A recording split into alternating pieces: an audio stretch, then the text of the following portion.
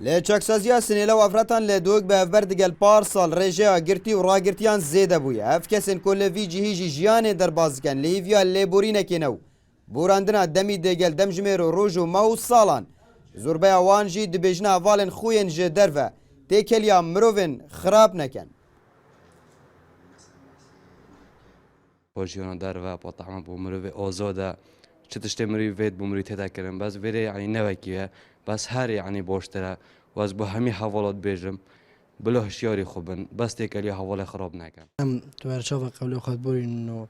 ورشش ساعت دوی حتی چرب متن فکرنه ام 2 ساعت پشتی ساعتين صحة داخلي ما صحة داخلية یا خارجي جياهي ساعات اش در ونای که ولی ساعات اش در وزید بوری هر میهاش هدم جینه بس وری چه مردم دم جمره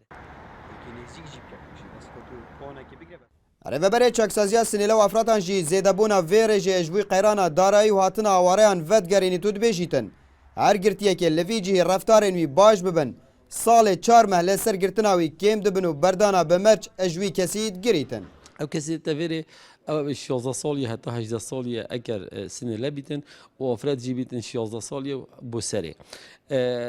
توانت وقت جورا بجورن دزیا تیرورا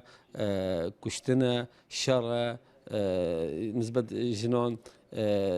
اودیا دهمن پیسیه هروسا خیانه زوجیه مخدرات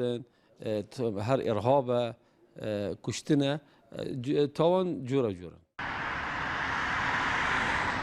لی چاکسازیا سنیلا و افراتان لی دهوک رژه گرتیان 283 سنیلا و افراتنو رژه راگرتیان جی 839 کسن به وی اکی جی رژه گرتی و راگرتیان به بردگل پارسال نیزی 45 صده زیده بویه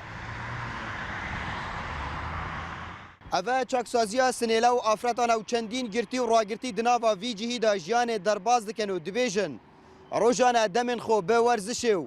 خاندنه و کارن دستی و درباز دکن لی داوی جار جی دنابرا 4 دیواران داینو یک جه گرتیان جی دبیجیتن لزاتیا دمجمراج درفه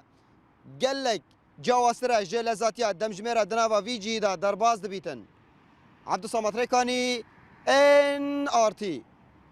دهوک